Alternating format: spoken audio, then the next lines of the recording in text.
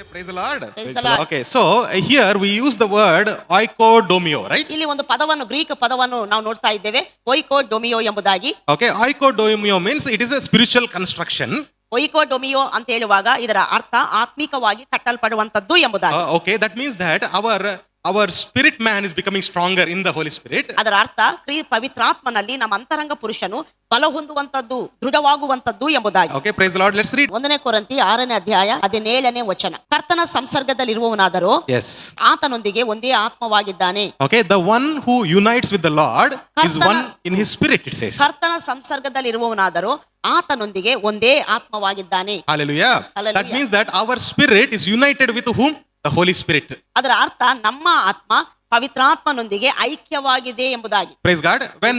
When it happened? ಯಾವಾಗ ಐಕ್ಯವಾಗ್ತೈತೆ? When you became one with the Lord, that means that you believed or you are saved in Christ. ಯಾವಾಗ ನೀನು ಕರ್ತನೊಂದಿಗೆ ಸಂಸರ್ಗಕ್ಕೆ ಬರ್ತೀಯೋ ಅದರ ಅರ್ಥ ನೀನು ರಕ್ಷಣೆ ಹೊಂದಿದಾಗ, ಯೇಸು ಸ್ವಾಮಿನ ಸ್ವೀಕಾರ ಮಾಡಿದಾಗ, okay, you became one with the Holy Spirit. ಆಗ ನೀನು ಪವಿತ್ರಾತ್ಮನೊಂದಿಗೆ ಐಕ್ಯವಾಗುತ್ತಿ, ಒಂದೇ ಆಗುತ್ತೀರಿ. Hallelujah. Hallelujah. Praise God. So when we talk about the leading of the Holy Spirit or gifts of the Holy Spirit, we are not saying that more Holy Spirit is needed. ನಾವು ಪವಿತ್ರಾತ್ಮನ ನಜಿಸುವಿಕೆ, ಪವಿತ್ರಾತ್ಮನ ವರಗಳು ಇದರ ಬಗ್ಗೆ ಮಾತಾಡುವಾಗ ಹೆಚ್ಚು ಪವಿತ್ರಾತ್ಮ ಬೇಕು ಎಂಬುದಾಗಿ ನಾವು ಹೇಳ್ತಾ ಇಲ್ಲ. Okay, Holy Spirit is Holy Spirit. ಪರಿಶುದ್ಧಾತ್ಮನಂದ್ರೆ ಹೆಚ್ಚು ಕಡಿಮೆ ಇಲ್ಲ, ಪರಿಪೂರ್ಣವಾಗಿ ಆತನು ಯಾವಾಗಲೂ ಇರುವಾತನಾಗಿರ್ತಾನೆ. Hallelujah. But what is happening is here is that we are growing stronger. ಆದ್ರೆ ಇಲ್ಲಿ ಏನು ಆಗ್ತೈತೆ ಅಂದ್ರೆ ನಾವು ಬಲವಾಗುವಂತವರಾಗಿರ್ತೇವೆ. That means that our soul inclination is towards the Spirit. ಅದರ ಅರ್ಥ ನಮ್ಮ ಪ್ರಾಣ ಅಂದ್ರೆ ನಮ್ಮ ಅಂತರಂಗ, ನಮ್ಮ ಮನಸ್ಸು ಪವಿತ್ರಾತ್ಮನನ್ನು ಅಂಟಿಕೊಳ್ಳುವುದಕ್ಕೆ, ಹತ್ತಿರವಾಗುವುದಕ್ಕೆ ಪ್ರಾರಂಭಿಸ್ತದೆ. Okay, praise the Lord. I want to give one small demonstration to explain this, otherwise it's difficult to understand. ಇದನ್ನು ಒಂದು ಡೆಮಾನ್ಸ್ಟ್ರೇಷನ್ ಮಾಡಿ ನಿಮಗೆ ವಿವರಿಸಲಿಕ್ಕೆ ನಾನು ಇಷ್ಟಪಡ್ತೇನೆ, ಇಲ್ಲದಿದ್ದರೆ ನಿಮಗೆ ಅರ್ಥ ಮಾಡ್ಕೊಳ್ಳಿಕ್ಕೆ Any ಕಷ್ಟವಾಗುತ್ತೆ. four people can come, please. 4 people. ಯಾರಾದ್ರೂ 4 ಜನ ಬರಬೇಕೆಂಬುದಾಗಿ ಕೇಳಿಕೊಳ್ತೇನೆ. See, I will give one small demonstration. ಇಲ್ಲೊಂದು ಚಿಕ್ಕ ಒಂದು ಪ್ರದರ್ಶನ ಮಾಡ್ಲಿಕ್ಕೆ ಇಷ್ಟಪಡ್ತೇನೆ. Okay? Let's say brother Mahesh, as per the word of God, we are a spirit, right? You know that? ದೇವರ ವಾಕ್ಯ ಪ್ರಕಾರ ನಾವು ಆತ್ಮವಾಗಿದ್ದೇವೆ ಅಂತ ನಿಮಗೆ ಗೊತ್ತುಂಟಲ್ವಾ? ಮಹೇಶ್ ಇಲ್ಲಿ ಆತ್ಮವಾಗಿದ್ದಾನೆ. So brother Mahesh is a spirit. Brother Mahesh ಅವರು ಆತ್ಮವಾಗಿದ್ದಾರೆ. He has a soul. ಸುಹಾನು ಪ್ರಾಣ ಅಥವಾ ಮನಸ್ಸು, ಅಂತರಂಗವಾಗಿದ್ದಾನೆ. So ಮಹೇಶ್ ಒಬ್ಬ ಸ್ಪಿರಿಟ್ ಅಂದ್ರೆ ಆತ್ಮವಾಗಿದ್ದಾನೆ. ಮಹೇಶ್ಗೆ ಏನುಂಟು? ಒಂದು ಪ್ರಾಣ ಉಂಟು ಅಥವಾ ಮನಸ್ಸು, right? He has a soul, okay? And he is living in a body. ಇಲ್ಲಿ ಸುವಿನ ನಾವು ನೋಡ್ತೇವಲ್ವಾ, ಇವರು ದೇಹವಾಗಿದ್ದಾರೆ. Okay, so Mahesh has a soul and living in body. ಅಂದ್ರೆ ಆತ್ಮನಾಗಿರುವ ಮಹೇಶ್ಗೆ ಸುಹಾನ್ ಎಂಬುವಂತ ಪ್ರಾಣವಿದೆ ಮತ್ತು ಅವರು ಸುವಿನ್ ಎಂಬುವಂತ ದೇಹದಲ್ಲಿ ವಾಸವಾಗಿದ್ದಾರೆ. Okay, so these three are together always. ಇವರು ಮೂವರು ಯಾವಾಗಲೂ ಸಹ ಜೊತೆಯಲ್ಲಿ ಇರುವಂತವರಾಗಿರ್ತಾರೆ. Okay, so when Mahesh got saved, ಯಾವಾಗ ಮಹೇಶ್ ರಕ್ಷಣೆ ಹೊಂದುತ್ತಾನೋ, okay, he became one with the Holy Spirit. ಆತನು ಪವಿತ್ರಾತ್ಮನೊಂದಿಗೆ ಐಕ್ಯವಾಗುತ್ತಾನೆ. Okay, so he became one with the Holy Spirit, cannot be separated. ಆತನು ಪವಿತ್ರಾತ್ಮನೊಂದಿಗೆ ಐಕ್ಯವಾಗ್ತಾನೆ, ಪವಿತ್ರಾತ್ಮನಿಂದ ಆತನು ಬೇರ್ಪಡುವುದಿಲ್ಲ. Hallelujah. Hallelujah. Okay, but his mind or his soul is both connected to body and the spirit. ಇಲ್ಲಿ ಸೋಲ್ ಅಂತ ಮನಸ್ಸನ್ನು ನಾವು ನೋಡ್ತಿದ್ದೇವಲ್ವಾ, ಈ ಒಂದು ಭಾಗ ದೇಹದೊಂದಿಗೆ ಮತ್ತು ಕನೆಕ್ಷನ್ ಅನ್ನು ಹೊಂದಿರ್ತೈತೆ, ಹಾಗೂ ಆತ್ಮನೊಂದಿಗೆ ಸಹ ಕನೆಕ್ಷನ್ ಅನ್ನು ಹೊಂದಿರ್ತೈತೆ. Okay, praise the Lord. So this soul is the place where all the thoughts, ideas, all the process is happening. ಸೋಲ್ ಅಥವಾ ಪ್ರಾಣ, ಮನಸ್ಸು ಅಂತ ಹೇಳುವಾಗ ಇಲ್ಲಿ ಆಲೋಚನೆಗಳು, ಊಹೆಗಳು, ಭಾವನೆಗಳು ಎಲ್ಲವೂ ಉಂಟಾಗುವಂತ ಒಂದು ಭಾಗವಾಗಿರ್ತದೆ. So Romans 8:6 says, ರೋಮ ಪತ್ರಿಕೆ 8ನೇ ಅಧ್ಯಾಯ 6ನೇ ವಚನ ಹೇಳ್ತೈತೆ, mind of flesh is death. ಅಂದ್ರೆ ಮನಸ್ಸು ಅಂದ್ರೆ ಶರೀರ ಅನುಸಾರವಾದಂತ ಮನಸ್ಸು ಮರಣವಾಗಿದೆ ಎಂಬುದಾಗಿ. Okay, but the mind according to the spirit is life.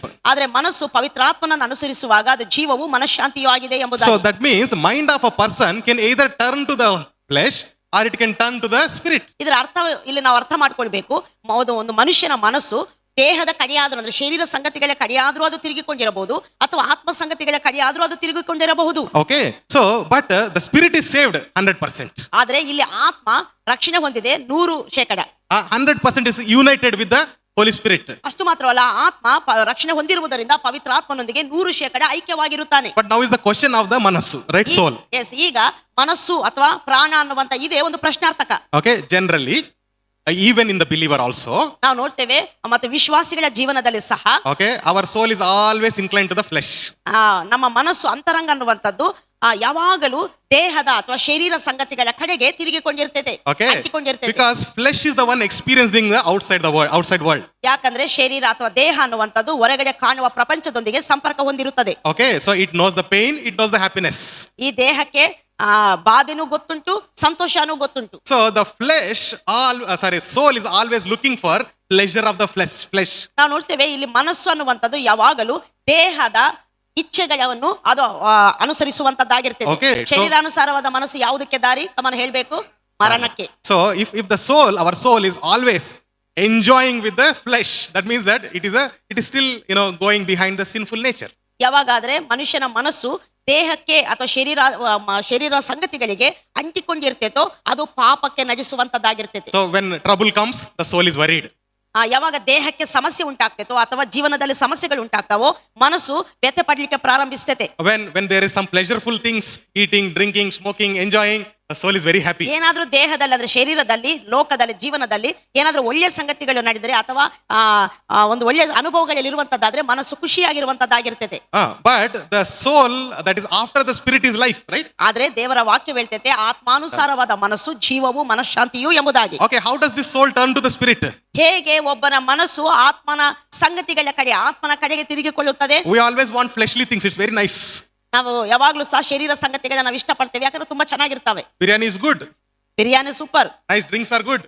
ಮದ್ಯಪಾನ ಅಥವಾ ಪಾನೀಯಗಳನ್ನು ಸೇವಿಸುವಂತದ್ದು ಬಹಳ ಚೆನ್ನಾಗಿರ್ತದೆ. Or spending time in YouTube, Facebook, social media is very nice, ನಾವು happy. ನೋಡ್ತೇವೆ ಯೂಟ್ಯೂಬ್ಗಳೊಂದಿಗೆ ಫೇಸ್ಬುಕ್ ಒಂದಿಗೆ ಸೋಷಿಯಲ್ ಮೀಡಿಯಾದಲ್ಲಿ ನಾವು ಸಮಯ ಕಳೆಯುವಂಥದ್ದು ಬಹಳ ಖುಷಿಯಾಗಿರ್ತದೆ. But all those are hindering your spiritual growth. ಆದರೆ ಈ ಶರೀರ ಸಂಗತಿಗಳ ಕಡೆ ನಮ್ಮ ಮನಸ್ಸಿರುವಂತದ್ದು ನಮ್ಮ ಆತ್ಮೀಯ ಅಭಿವೃದ್ಧಿಯನ್ನು ತಡೆ ಮಾಡುವಂತದ್ದಾಗಿರ್ತದೆ. How this will turn here? ಆದ್ರೆ ಈ ಮನಸ್ಸು ಆತ್ಮನ ಸಂಗತಿಗಳಿಗೆ ಆತ್ಮನ ಕಡೆಗೆ ತಿರುಗಿಕೊಳ್ಳುವುದು ಹೇಗೆ? One best thing that God has given to us is gift of tongues. ಒಂದು ಉತ್ತಮವಾದ ಸಂಗತಿ ದೇವರು ನಮಗೆ ಮಾಡಿರುವ ಮಾರ್ಗ ಕೊಟ್ಟಿರುವ ಅನುಗ್ರಹ ಯಾವುದಂದ್ರೆ ಅನ್ಯ ಭಾಷೆಗಳ ವರ. Hallelujah. ಹಲ್ಲೆಲೂಯಾ. Oikodomio. Right? ಆಯಿಕೋ ಡೋಮಿಯೋ ಎಂಬುದಾಗಿ. Okay, oikodomio. One who prays in tongues is edifying himself. That means that soul is turned Yes, towards the spirit. ಒಬ್ಬ ವ್ಯಕ್ತಿ ಅನ್ಯ ಭಾಷೆಗಳಲ್ಲಿ ಹೆಚ್ಚಾಗಿ ಮಾತನಾಡ್ತಾ ಇರುವಾಗ ಆಯಿಕೋ ಡೋಮಿಯೋ ಆಗ್ತೈತೆ. ಅದರ ಅರ್ಥ ಆತನು ಆತ್ಮ ಸಂಗತಿಗಳ ಕಡೆಗೆ ಅವನು ತಿರುಗಿಕೊಳ್ಳುತ್ತಾನೆ, ಅಂಟಿಕೊಳ್ಳುತ್ತಾನೆ. Hallelujah. Hallelujah. ಆತ್ಮಾನುಸಾರವಾದ ಮನಸ್ಸು ಏನಾಗಿದೆ? ಜೀವ. Praise the Lord. So that means that once your soul is always turning towards the spirit, there is great life and victory there. ಯಾವಾಗಾದ್ರೆ ನಿಮ್ಮ ಮನಸ್ಸು ಆತ್ಮನ ಸಂಗತಿಗಳ ಕಡೆಗೆ ತಿರುಗಿಕೊಂಡಿರ್ತೇತೋ ಅಲ್ಲಿ ದೊಡ್ಡ ಜಯ ಆಶೀರ್ವಾದ ಇರುವಂತದ್ದಾಗಿರ್ತೈತೆ. Hallelujah. Praise the Lord. Thank you so much, brothers. Praise the Lord. ನಿಮ್ಮೆಲ್ಲರಿಗೂ ವಂದನೆಗಳು brothers. Okay, thank you. Okay, so you understand now, right? In oikodomio, what is happening? The soul is turning towards the spirit or becoming going along with the spirit. Yes, ಆಯಿಕೋ ಡೊಮಿಯೋ ಅಂದ್ರೆ ನಿಮ್ಗೆ ಅರ್ಥವಾಯ್ತಲ್ವಾ? ನಮ್ಮ ಮನಸ್ಸು ದೇವರ ಸಂಗತಿಗಳ ಆತ್ಮನ ಕಡೆಗೆ ತಿರುಗಿಕೊಳ್ಳುವಂಥದ್ದು, ಆತ್ಮನ ಸಂಗತಿಗಳನ್ನು ಹಿಂಬಾಲಿಸ್ತಾ ಹೋಗುವಂಥದ್ದು. Okay, what is the first benefit or first change that you see when you incline towards the spirit? What's the first thing that you see? ನೋಡಿ, ಅನ್ಯ ಭಾಷೆಗಳನ್ನು ಮಾತನಾಡೋದ್ರಿಂದ ಉಂಟಾಗುವಂತ ಮೊದಲನೇ ಪ್ರಯೋಜನ ನಮ್ಮ ಮನಸ್ಸು ಆತ್ಮನ ಸಂಗತಿಗಳ ಕಡೆ ತಿರುಗಿಕೊಳ್ತೈತೆ, ಅಂಟಿಕೊಳ್ಳುವಂತದ್ದಾಗಿರ್ತೈತೆ. So if our soul is turned towards the spirit, what is the first thing that you can notice? Okay, ನಮ್ಮ ಆತ್ಮವು ದೇವರ ಆತ್ಮನ ಕಡೆಗೆ ತಿರುಗಿಕೊಳ್ಳುವಂತದ್ದಾದ್ರೆ, ಆತ್ಮನನ್ನು ಅಂಟಿಕೊಳ್ಳುವಂತದ್ದಾದ್ರೆ ಅಲ್ಲಿ ನಡೆಯುವಂತ ಮೊದಲನೇ ಒಂದು ಪ್ರಯೋಜನ ಆಶೀರ್ವಾದ ಏನು? First thing what you will notice? ಒಂದನ್ನು ನೀವು ಯಾವ ಒಂದು ಆಶೀರ್ವಾದವನ್ನು ನೀವು ಗುರುತಿಸ್ಲಿಕ್ಕೆ ಆಗ್ತದೆ? Means externally what you will notice? ಹೊರಗಡೆ ನಮ್ಮ ಜೀವನದಲ್ಲಿ ಭೌತಿಕವಾಗಿ ಏನನ್ನು ನೀವು ಗುರುತಿಸ್ತೀರಾ ನಿಮ್ಮ ಮನಸ್ಸು ದೇವರ ಆತ್ಮನ ಕಡೆ ಅಂಟಿಕೊಂಡಾಗ? Yes. First one that you'll notice is holiness. Yes, ಮೊದಲನೇ ಸಂಗತಿ ಪವಿತ್ರತೆ, ಪರಿಶುದ್ಧತೆ ಎಂಬುದಾಗಿ. Okay, wait, I'll just explain a little bit. ಇದನ್ನು ನಾನು ಸ್ವಲ್ಪ ಮಟ್ಟಿಗೆ ನಾನು ವಿವರಿಸಲಿಕ್ಕೆ ನಾನು ಇಷ್ಟಪಡ್ತೇನೆ. Praise the Lord. Praise the See, Lord. when you pray in tongues, ನೀನು ಯಾವಾಗಾದ್ರೆ ಅನ್ಯ ಭಾಷೆಗಳಲ್ಲಿ ಮಾತನಾಡ್ತೀಯೋ this oikodomio is happening. ಇದು ಆಯಿಕೋ ಡೋಮಿ ಅಂದ್ರೆ ನಿಮ್ಮ ಅಂತರಂಗ ಕಟ್ಟಲ್ಪಡುತ್ತದೆ. Your soul will start, or your thoughts, your actions will start walking along the Spirit of God. ನಿಮ್ಮ ಮನಸ್ಸು ಅಂದ್ರೆ ನಿಮ್ಮ ಆಲೋಚನೆಗಳು, ಭಾವನೆಗಳು ಇವೆಲ್ಲವೂ ಪವಿತ್ರಾತ್ಮನ ಸಂಗತಿಗಳ ಕಡೆ ತಿರುಗಿಕೊಳ್ಳುತ್ತವೆ.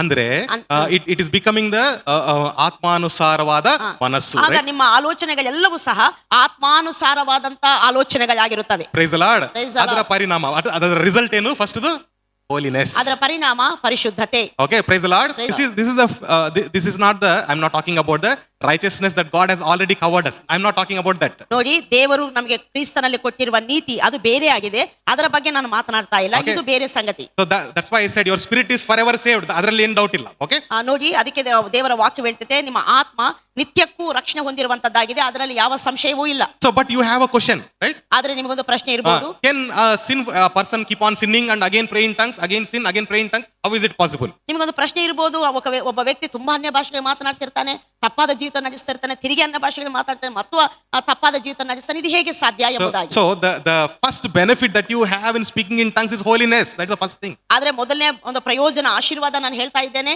ಮತ್ತು ಅನ್ಯ ಭಾಷೆಗೆ ನೀವು ಮಾತನಾಡುವಾಗ ಅದು ಮೊದಲನೇದು ಪರಿಶುದ್ಧತೆ ಎಂಬುದಾಗಿ. That means that the more you spend time in speaking in tongues, all the bad thoughts will start leaving you. ನೀನು ಯಾವಾಗಾದ್ರೆ ಹೆಚ್ಚಾದ ಸಮಯ ಪವಿತ್ರಾತ್ಮನಲ್ಲಿ ಅನ್ಯ ಭಾಷೆಗಳಲ್ಲಿ ಮಾತನಾಡಲಿಕ್ಕೆ ಪ್ರಾರಂಭಿಸಿರೋ, ಕೆಟ್ಟ ಆಲೋಚನೆಗಳು, ಕೆಟ್ಟ ಸಂಗತಿಗಳು ನಿಮ್ಮನ್ನು ಬಿಟ್ಟು ತೊಲಗುವಂತವಾಗಿರ್ತವೆ. Why? Because your soul is turned towards the spirit. ಯಾಕೆ ಅಂದ್ರೆ ನಿಮ್ಮ ಮನಸ್ಸು ಪವಿತ್ರಾತ್ಮನ ಕಡೆ ತಿರುಗಿಕೊಳ್ಳಿಕ್ಕೆ ಪ್ರಾರಂಭಿಸ್ತೈತೆ ಅನ್ಯ ಭಾಷೆಗಳನ್ನು ಮಾತನಾಡುವಾಗ. Bad thoughts, bad desires are coming from the flesh. ತಪ್ಪಾದ ಆಲೋಚನೆಗಳು, ತಪ್ಪಾದ ಸಂಗತಿಗಳು ನಮಗೆ ಶರೀರದಿಂದ ಬರುವಂತವಾಗಿರ್ತವೆ. But you are turning away from the flesh, right? ಆದರೆ ಅನ್ಯ ಭಾಷೆಗಳನ್ನು ಮಾತನಾಡ್ತಿರುವಂತಹ ವ್ಯಕ್ತಿ ಶರೀರದ ಸಂಗತಿಗಳಿಗೆ ದೂರವಾಗ್ತಾನೆ. Hallelujah. Amen. So the step by step your thoughts will change, your words will change, your actions will change. ಆದ್ದರಿಂದ ಹಂತ ಹಂತವಾಗಿ ನಿಮ್ಮ ಆಲೋಚನೆಗಳು ಬದಲಾಗ್ತವೆ, ನಿಮ್ಮ ಮಾತುಗಳು ಬದಲಾಗ್ತವೆ, ನಿಮ್ಮ ನಡೆ ಪ್ರವರ್ತನೆ ಬದಲಾಗುವಂತದ್ದಾಗಿರ್ತದೆ. Because you'll become more sensitive to the Holy Spirit. ಯಾಕಂದ್ರೆ ಅನ್ಯ ಭಾಷೆಗಳನ್ನು ಮಾತನಾಡ್ತಿರುವಾಗ ಪವಿತ್ರಾತ್ಮನಿಗೆ ನೀವು ಬಹಳ ಸೂಕ್ಷ್ಮವಾಗಿ ಪ್ರತಿಕ್ರಿಯಿಸುವಂತವರು ಆಗಿರ್ತೀರಾ. Praise the Lord. You understood this? Any doubt? ಅರ್ಥವಾಯ್ತಾ? Okay, no doubt, right? The second thing. ಎರಡನೇ ಸಂಗತಿ, ಎರಡನೇ ಒಂದು ಪ್ರಯೋಜನ. Okay, the second thing you will notice as you continue to speak in tongues, you will find yourself becoming more bold.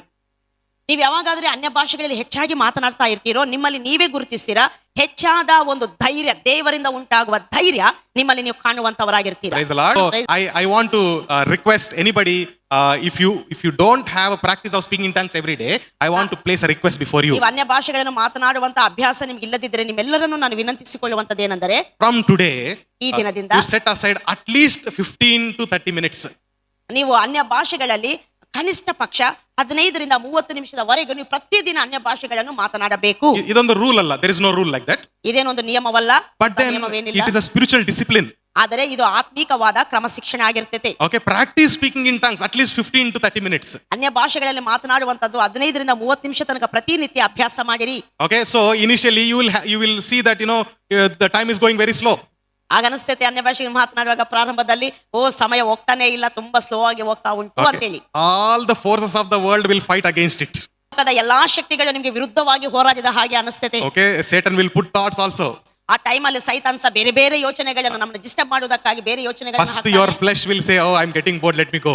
ನಿಮ್ ಮೊದಲು ಅನ್ಯ ಭಾಷೆಗೆ ಮಾತಾಡಲಿಕ್ಕೆ ಪ್ರಾರಂಭಿಸಿದಾಗ ನಿಮ್ಮ ದೇಹ ಹೇಳ್ತೈತೆ, ನನಗೆ ಬೋರ್ ಆಗ್ತದೆ, ನಾನು ಸ್ಟಾಪ್ ಮಾಡ್ತೇನೆ ಎಂಬುದಾಗಿ. Okay, because your flesh is not speaking tongues, your spirit is speaking through the Holy ಯಾಕಂದ್ರೆ Spirit. ನೀವು ಅನ್ಯ ಭಾಷೆಗಳನ್ನು ಮಾತನಾಡುವಾಗ ನಿಮ್ಮ ದೇಹ ಮಾತಾಡುವುದಿಲ್ಲ, ನಿಮ್ಮ ಆತ್ಮ ಮಾತನಾಡುತ್ತದೆ. Okay, there was one science experiment conducted few years back. ಕೆಲವು ವರ್ಷಗಳ ಹಿಂದೆ ಒಂದು ವೈಜ್ಞಾನಿಕವಾಗಿ ಒಂದು ಪ್ರಯೋಗವನ್ನು ಮಾಡಿದರು. They wanted to check brain waves. ಅವರು ನಮ್ಮ ಬ್ರೈನ್, ಮೆದುಳಿನ ವೇವ್ಸ್ ಅನ್ನು ಚೆಕ್ ಮಾಡಿದರು. The neural transmission happens with electric sparks, right? Electric current in the brains. ನಮ್ಮ ನರಗಳಲ್ಲಿ ಮತ್ತು ಎಲೆಕ್ಟ್ರಿಕಲ್ ಒಂದು sparks ಉಂಟಾಗುವಂತದ್ದಾಗಿರ್ತದೆ. So there is a space in our brain which is helpful for our speaking language. ನಮ್ಮ brain ಅಲ್ಲಿ ಒಂದು ಭಾಗದಲ್ಲಿ ನಾವು ಮಾತನಾಡುವುದಕ್ಕೆ ಸಹಾಯ ಮಾಡುವಂತ ಕೆಲವು ಸಂಗತಿಗಳು ಒಂದು ಭಾಗದಲ್ಲಿ ಇರ್ತವೆ. So that doctor, he wanted to see what happens when you speak in tongues. ಒಂದು ಡಾಕ್ಟರ್ ಇದನ್ನು ಪ್ರಯೋಗ ಮಾಡಿದರೆ ಅದೇನಂದ್ರೆ, ಒಬ್ಬ ವ್ಯಕ್ತಿ ಅನ್ಯ ಭಾಷೆಗಳಲ್ಲಿ ಮಾತನಾಡುವಾಗ ಬ್ರೈನ್ ಅಲ್ಲಿ ಏನು ಸಂಭವಿಸುತ್ತೆ ಎಂಬುದಾಗಿ. So he set up all the things and asked the person, please pray in tongues. ಆ ತಲೆಗೆ ಆ ವೇವ್ಸ್ ಅನ್ನು ಚೆಕ್ ಮಾಡುವುದಕ್ಕಾಗಿ ಒಬ್ಬ ವ್ಯಕ್ತಿಗೆ ಎಲ್ಲ ತಯಾರಿಯನ್ನು ಮಾಡಿ ಆತನು ಹೇಳಿದ, ನಿನಗೆ ಅನ್ಯ ಭಾಷೆಗಳಲ್ಲಿ ಮಾತಾಡಲಿಕ್ಕೆ ಪ್ರಾರಂಭಿಸು ಎಂಬುದಾಗಿ. You know what amazing thing happened? ನಿಮಗೆ ಗೊತ್ತಾ ಒಂದು ಆಶ್ಚರ್ಯಕರವಾದ ಸಂಗತಿ When that person was praying in tongues, whatever signals needed for speech, they were not used there. ಮಾತನಾಡುವುದಕ್ಕೆ ಬೇಕಾದಂತ ಸಿಗ್ನಲ್ಸ್ ಅಲ್ಲಿ ಕೆಲಸ ಮಾಡ್ತಾನೆ ಇರಲಿಲ್ಲ. Okay, the meaning is that it is coming from inside, from the spirit. ಅದರ ಅರ್ಥವೇನೆಂದ್ರೆ, ಅನ್ಯ ಭಾಷೆಗಳು ಮೆದುಳಿನಿಂದ ಬರುವುದಿಲ್ಲ, ನಮ್ಮ ಆತ್ಮನಿಂದ ಬರ್ತವೆ ಎಂಬುದಾಗಿ. That means that your mind is not trying to speak some language. ಅದರ ಅರ್ಥ, ನಾವು ಅನ್ಯ ಭಾಷೆಗಳನ್ನು ಮಾತನಾಡುವಾಗ ನಮ್ಮ ಬ್ರೈನ್ ಅನ್ಯ ಭಾಷೆಯನ್ನು ಮಾತನಾಡುವುದಕ್ಕೆ ಪ್ರಯತ್ನಿಸುವುದಿಲ್ಲ. It is coming from inside. ಆದರೆ ಅನ್ಯ ಭಾಷೆಗಳನ್ನುವಂಥದ್ದು ನಮ್ಮ ಮೆದುಳಿನಿಂದ ಬರುವಂತದ್ದಲ್ಲ, ನಮ್ಮ ಆತ್ಮನಿಂದ ಬರುವಂತದ್ದು. Your body is always constantly fighting. Oh, I'm getting bored, I want to go there, I want to watch movie. Why you are praying like this? ಆದ್ರೆ ನಮ್ಮ ದೇಹ ಅನ್ಯ ಭಾಷೆಗಳನ್ನು ಮಾತಾಡ್ಲಿಕ್ಕೆ ಪ್ರಾರಂಭದಲ್ಲಿ ದೇಹ ವಿರೋಧವಾಗಿ ಕೆಲಸ ಮಾಡ್ತೈತೆ, ಬೋರ್ ಆಗ್ತೈತೆ, ಯಾಕೆ ಇಷ್ಟು ಮಾತಾಡ್ತೀಯಾ, ಏನು ಇದರಲ್ಲಿ ಎಂಬುದಾಗಿ ಅದರಿಂದ ತಪ್ಪಿಸುವುದಕ್ಕೆ ಅದು ಸತತವಾಗಿ ಪ್ರಯತ್ನ ಮಾಡ್ತಾ ಇರ್ತೈತೆ. In some people the flesh will overpower. ಕೆಲವು ಜನರಲ್ಲಿ ದೇಹ ಅವರ ಮನಸ್ಸು ಅಂದ್ರೆ ಆತ್ಮ ಸಂಗತಿಗಳಿಗಿಂತ ಬಹಳ ಶಕ್ತಿವಂತವಾಗಿರ್ತದೆ ಕೆಲವು ಜನರಲ್ಲಿ. You know what that people will say? ಆ ವ್ಯಕ್ತಿಗಳು ಏನು ಹೇಳ್ತಾರೆ They will ಗೊತ್ತಾ? say, I prayed in tongues, I didn't understand anything, there is no use. ಅವ್ರು ಹೀಗೆ ಹೇಳ್ತಾರೆ, ನಾನು ಅನ್ಯ ಭಾಷೆಗಳಲ್ಲಿ ಪ್ರಾರ್ಥಿಸಿದ್ದೇನೆ, ಮಾತಾಡಿದ್ದೇನೆ, ಬಟ್ ಅದು ಏನು ನನಗೆ ಅರ್ಥ ಆಗಲ್ಲ, ಅದಕ್ಕೆ ನಾನು ನಿಲ್ಲಿಸಿಬಿಟ್ಟೆ ಎಂಬುದಾಗಿ. Okay, so but what is that? This is your spirit through the Holy Spirit speaking to God. ಆದ್ರೆ ಅನ್ಯ ಭಾಷೆಗಳು ಮಾತಾಡುವಂತದ್ದಂದ್ರೆ ನಿಮ್ಮ ಆತ್ಮ ಪವಿತ್ರಾತ್ಮನ ಮೂಲಕವಾಗಿ ದೇವರೊಂದಿಗೆ ಮಾತನಾಡುವಂತದ್ದಾಗಿದೆ. So that's why you have a third benefit. ಆದ್ದರಿಂದಲೇ ನಮಗೆ ಮೂರನೇ ಪ್ರಯೋಜನ ಉಂಟಾಗುತ್ತದೆ. You will start hearing God's voice clearly. ಯಾವಾಗಾದ್ರೆ ನೀವು ಅನ್ಯ ಭಾಷೆಗಳನ್ನು ಮಾತನಾಡ್ತೀರೋ ದೇವರ ಸ್ವರವನ್ನು ಸ್ಪಷ್ಟವಾಗಿ ಕೇಳುವುದಕ್ಕೆ ಶಕ್ತರಾಗ್ತೀರಿ. Praise the Lord. Praise the Lord. The voice of the God or the Holy Spirit will become more clear to you. ದೇವರ ಸ್ವರವು ನಿಮಗೆ ಸ್ಪಷ್ಟವಾಗಿ ನೀವು ತಿಳ್ಕೊಳ್ಳಲಿಕ್ಕೆ ನೀವು ಶಕ್ತರಾಗ್ತೀರಾ. Praise God. Praise the Because your soul is becoming sensitive to the Spirit. ಯಾಕಂದ್ರೆ ನಿಮ್ಮ ಮನಸ್ಸು ಪವಿತ್ರಾತ್ಮನ ಸಂಗತಿಗಳಿಗೆ ಮತ್ತು ಸೂಕ್ಷ್ಮವಾಗಿ ಪ್ರತಿಕ್ರಿಯಿಸಿ ಅರ್ಥ ಮಾಡಿಕೊಳ್ಳಿಕ್ಕೆ ಶಕ್ತವಾಗಿರುತ್ತದೆ. Amen. Amen. So automatically you will start working in other gifts of the Holy Spirit. ಈ ದೇವರ ಸ್ವರವನ್ನು ಕೇಳುವುದಕ್ಕೆ ನಮ್ಮ ಅಂತರಂಗ ಶಕ್ತವಾಗುವುದರಿಂದ ಆಟೋಮೆಟಿಕ್ ಆಗಿ ಬೇರೆ ವರಗಳಲ್ಲಿ ನಾವು ಚಲಿಸಲಿಕ್ಕೆ ಪ್ರಾರಂಭಿಸುತ್ತೇವೆ. Praise God. Praise You the know, Lord. when you start praying in tongues, God will suddenly give you prophecy. You will prophesy. ನೀವು ದೇವರ ಅನ್ಯ ಭಾಷೆಗಳಲ್ಲಿ ಮಾತನಾಡ್ತಿರುವಾಗ ಪವಿತ್ರಾತ್ಮ ದೇವರು ನಿಮಗೆ ಮತ್ತು ಪ್ರವಾದನೆ ಮಾಡುವುದರಲ್ಲಿ ನಿಮ್ಮ ನಡೆಸುತ್ತಾನೆ. ನೀವು ಸಡನ್ ಆಗಿ ನೀವು ಪ್ರವಾದಿಸಲಿಕ್ಕೆ ಪ್ರಾರಂಭಿಸ್ತೀರಾ. Praise the Lord. God Praise will the lead you to lay hands upon the people. They'll receive healing. ಆ ಟೈಮಲ್ಲಿ ದೇವರ ಆತ್ಮ ನಿಮ್ಮ ನಡೆಸ್ತಾನೆ, ರೋಗಿಗಳ ಮೇಲೆ ಕೈ ಇಡಲಿಕ್ಕೆ ಅವರು ಗುಣವಾಗ್ತಾರೆ. Okay, some people will have confusion in their life. You will give words of wisdom to them. ಕೆಲವು ಜನರು ಗಲಿಬಿಲಿಗಳಲ್ಲಿ ಹೋಗುವಾಗ ಅವರಿಗೆ ಬುದ್ಧಿವಾಕ್ಯವನ್ನು ನೀವು ಹೇಳಿಕೆ ಪ್ರಾರಂಭಿಸ್ತೀರಾ. And even you will walk in the miracles because your soul is inclined to the Holy Spirit, not on the flesh. ನಿಮ್ಮ ಅಂತರಂಗ, ನಿಮ್ಮ ಮನಸ್ಸು ಪವಿತ್ರಾತ್ಮನನ್ನು ಅಂಟಿಕೊಂಡಿರುವುದರಿಂದ, ಆತನಲ್ಲಿ ಐಕ್ಯವಾಗಿರುವುದರಿಂದ ನಿಮ್ಮ ಮೂಲಕ ಮಹತ್ತುಗಳು, ಅದ್ಭುತಗಳು ನಡೆಯಲಿಕ್ಕೆ ಪ್ರಾರಂಭಿಸ್ತವೆ. Praise God. Praise God. Hallelujah. Hallelujah. When you are reading Bible, ನೀವು ಯಾವಾಗಾದ್ರೂ ಸತ್ಯವೇದವನ್ನು ಓದುತ್ತೀರೋ, who will give you revelation? ಯಾರು ನಿಮಗೆ ಪ್ರಕಟಣೆಯನ್ನು ಕೊಡುತ್ತಾರೆ? Who? Holy Spirit. Okay. ಪವಿತ್ರಾತ್ಮ. So knowledge is different, revelation is different. ಜ್ಞಾನ ಬೇರೆ, ಪ್ರಕಟಣೆ ಬೇರೆ. Praise God.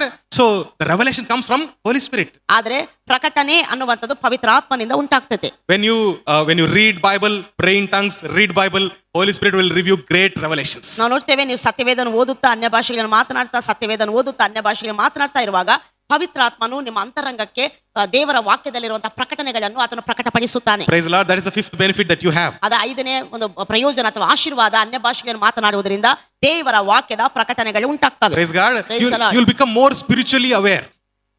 ನೀವು ಹೆಚ್ಚಾಗಿ ಆತ್ಮೀಕವಾದ ಒಂದು ಎಚ್ಚರಿಕೆ ಅಥವಾ ಒಂದು ಗುರುತಿಸುವಿಕೆಯನ್ನು ಹೊಂದಿರುವಂತವರಾಗಿರ್ತೀರಾ. Praise God. That is the sixth benefit, spiritually aware. ನಾವು ನೋಡ್ತೇವೆ ಆತ್ಮೀಕವಾದ ಅವೇರ್ನೆಸ್.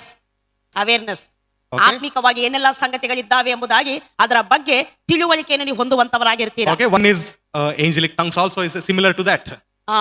ದೇವದೂತರ ಭಾಷೆ ಸಮೇತ ಆತ್ಮಿಕವಾದ ಅವೇರ್ನೆಸ್ಗೆ ಸಂಬಂಧಪಟ್ಟದ್ದಾಗಿದೆ. Praise God. Praise the Lord. One day we were going for ministry to one village. ನಾವೊಂದು ಗ್ರಾಮಕ್ಕೆ ನಾವು ಸುವಾರ್ತೆ ಸಾರುವುದಕ್ಕೆ ಹೋಗ್ತಾ ಇದ್ದೆವು. We were all praying in tongues and worshiping the Lord, and we were continuing for almost 1 hour. ನಾವೆಲ್ಲರೂ ಅನ್ಯ ಭಾಷೆಗಳನ್ನು ಮಾತನಾಡ್ತಾ ಕರ್ತನನ್ನು ಆರಾಧಿಸ್ತಾ ಹೀಗೆ 1 ಗಂಟೆ ಕಾಲ ನಾವು ಕಳೆದೆವು. Suddenly God was showing one image of one deity. ಒಂದು ವಿಗ್ರಹದ ರೂಪವನ್ನು ನಮಗೆ ತೋರಿಸಲಿಕ್ಕೆ ಪ್ರಾರಂಭಿಸಿದ. I never saw that kind of thing. ಆ ರೀತಿಯಾದಂತಹ ರೂಪವನ್ನು ನಾನು ಯಾವತ್ತೂ ಕಾಣಲಿಲ್ಲ. Okay, and it started to dance. ಅದು ಡ್ಯಾನ್ಸ್ ಮಾಡ್ಲಿಕ್ಕೆ ಪ್ರಾರಂಭಿಸಿತು. ಆ ದರ್ಶನದಲ್ಲಿ I'm not saying it is here. I'm saying in the vision that I'm seeing it was dancing. ನಾನು ಅದು ಇಲ್ಲಿ ಉಂಟಂತ ನಾನು ಹೇಳೋದಲ್ಲ, ಅದು ನನ್ನ ದರ್ಶನದಲ್ಲಿ ಅದು ಡ್ಯಾನ್ಸ್ ಮಾಡುವುದನ್ನು ನಾನು ನೋಡಿದೆ. Okay, I suddenly asked everyone, pray and break this in Jesus' name. ಅದು ನಾನೆಲ್ಲರನ್ನು ಕೇಳಿದಾಗ ನೀವು ಇದನ್ನು ಪ್ರಾರ್ಥನೆ ಮಾಡಿ ಬಂಧಿಸಿರಿ, ಮುರಿಯಿರಿ And ಎಂಬುದಾಗಿ. everybody was saying, oh, we didn't understand. Can you explain? ನಮಗೆ ಅದು ಅರ್ಥ ಆಗಲಿಲ್ಲ, ನೀವು ನಮಗೆ ವಿವರಿಸಿರಿ ಎಂಬುದಾಗಿ ಎಲ್ಲರೂ I ಕೇಳಿದರು. told them, just by faith, believe what I'm saying. God is leading. Let's bind in the name of Jesus. ನಾನು ಹೇಳಿದೆ, ನಂಬಿಕೆ ಮೂಲಕ ದೇವರ ಆತ್ಮ ನಮ್ಮನ್ನು ನಡೆಸ್ತಾ ಇದ್ದಾನೆ, ನಾವು ಇದನ್ನು ಬಂಧಿಸೋಣ ಎಂಬುದಾಗಿ. Okay, the next day when we went for ministry, next time ಅಲ್ಲಿಗೆ ನಾವು ಸೇವೆಗೆ ಹೋದಾಗ okay, so many people gathered. ಅಲ್ಲಿ ತುಂಬಾ ಜನರು ಅಲ್ಲಿ ಸೇರಿ ಬಂದಿದ್ದರು. We sang songs and shared gospel. We prayed for the people. Like almost 100 people received deliverance. ಅಲ್ಲಿ ನಾವು ಅನೇಕರಿಗೆ ಕರಪತ್ರಗಳನ್ನು ಕೊಟ್ಟೆವು, ಸುವಾರ್ತೆಯನ್ನು ಸಾರಿದೆವು. ಅನೇಕ ಜನ ಕರ್ತನ ಕಡೆಗೆ ಅವರು ತಿರುಗಿಕೊಂಡರು. We connected all those people to the local pastor. ಅಲ್ಲಿರುವಂತ ರಕ್ಷಣೆ ಹೊಂದಿರುವಂತ ಜನರನ್ನು ಅಲ್ಲಿರುವಂತ ಸ್ಥಾನಿಕ ಸಭೆಗಳಿಗೆ ನಾವು ಒಪ್ಪಿಸಿಕೊಟ್ಟೆವು. While coming back, we took some photos. ನಾವು ವಾಪಸ್ ಬರುವಾಗ ಕೆಲವು ಫೋಟೋಸ್ ನಾವು ತಕೊಂಡೆವು. I sat in the van and I opened the one photo. ನಾನು ಆ ವ್ಯಾನ್ ಅಲ್ಲಿ ಕೂತ್ಕೊಂಡ ನಂತರ ಆ ಫೋಟೋಸ್ ಅನ್ನು ನಾನು ಓಪನ್ ಮಾಡಿದಾಗ behind me was the statue of the same demon I saw in the vision. In front of that statue only God delivered hundreds of people. ಆ ವಿಗ್ರಹದ ಮುಂದೆಯೇ ನೂರಾರು ಜನರನ್ನು ದೇವರು ಬಿಡುಗಡೆ ಮಾಡಿದ. Hallelujah. Hallelujah. That means that power of that power or the work of the devil is broken that day. ಅಲ್ಲಿ ಸೈತಾನನ ಕಾರ್ಯದ ಶಕ್ತಿ ಮುರಿಯಲ್ಪಟ್ಟಿದೆ. Because tongues will lead you to spiritual awareness. ಯಾಕಂದ್ರೆ ನಮ್ಮ ಸುತ್ತಲೂ ಆತ್ಮಿಕವಾಗಿ ಏನು ಸಂಗತಿಗಳಿದ್ದಾವೆ ಎಂಬುವಂತ ಎಚ್ಚರವನ್ನು, ತಿಳುವಳಿಕೆಯನ್ನು ಅನ್ಯ ಭಾಷೆಗಳಲ್ಲಿ ಮಾತಾಡುವವನು ಹೊಂದಿರುತ್ತಾನೆ. Okay. Because of the spiritual awareness, you will have godly dreams and visions. ನಾವು ಆತ್ಮಿಕವಾದಂತ ಅವೇರ್ನೆಸ್ ನಮಗೆ ಉಂಟಾಗುವುದರಿಂದ ದರ್ಶನಗಳು, ಕನಸುಗಳು ನಮಗೆ ಬೀಳುವಂತವಾಗಿರ್ತಾವೆ. Hallelujah. Praise God. See how will you get dreams and visions usually? ನೀವು ಹೇಗೆ ದರ್ಶನಗಳನ್ನು, ಕನಸುಗಳನ್ನು ಹೊಂದುತ್ತೀರಾ ಸಾಮಾನ್ಯವಾಗಿ? Yeah, whatever you think more, you will get in the dream. ನೀವು ಯಾವುದನ್ನ ಹೆಚ್ಚಾಗಿ ಆಲೋಚನೆ ಮಾಡಿರ್ತೀರೋ ಅಂತ ಅದೇ ಕನಸಲ್ಲಿ ಬರ್ತೈತೆ. Or whatever more fear you have, that will come in the dream. ಯಾವುದಕ್ಕೆ ಹೆಚ್ಚು ಭಯ ಪಡ್ತಾ ಇರ್ತೀರೋ ಅದೇ ಸಂಗತಿಗಳು ಕನಸಲ್ಲಿ ಬರ್ತವೆ. And we start meditating in that fear and doubt, that will only happen. ಯಾವ ಭಯದಲ್ಲಿ ನಾವು ಆಲೋಚನೆ ಮಾಡ್ತಾ ಇರ್ತೇವೋ, ಎಣಿಸ್ತಾ ಇರ್ತೇವೋ ಅದೇ ಕನಸಲ್ಲಿ ಉಂಟಾಗ್ತದೆ. And sometimes we call that, oh, that is godly dream. God gave it happen. ನಾವು ಕೆಲವೊಮ್ಮೆ ಅದನ್ನೇ ಹೇಳ್ತಿರ್ತೇವೆ, ದೇವರು ನನಗೆ ಈ ಕನಸನ್ನು ಕೊಟ್ಟಿದ್ದಾನೆ ಎಂಬುದಾಗಿ. No. Not every dream is from God. ಆದ್ರೆ ಇಲ್ಲವೇ ಇಲ್ಲ, ಪ್ರತಿ ಕನಸು ದೇವರಿಂದ ಬರುವಂತದ್ದಲ್ಲ.